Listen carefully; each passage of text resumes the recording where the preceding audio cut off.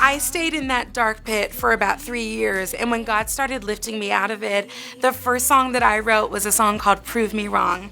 It's a song that I wrote for Keisha, and it starts like this. You could have healed her. You've done it before. You could have sent the angels down and turned it around. Wouldn't that have meant so much more?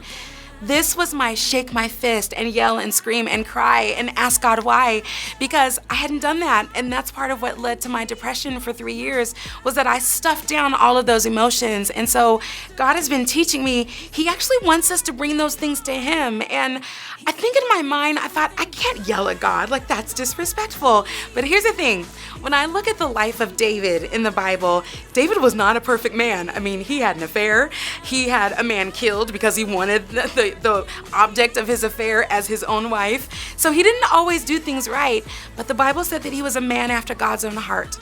And so I started to wonder what made him a man after God's own heart. And when I look at the Psalms that he wrote, David was honest. If he was nothing else, he would say, why have you left me? Why have you forsaken me? Smite down my enemies. Why are you making this happen?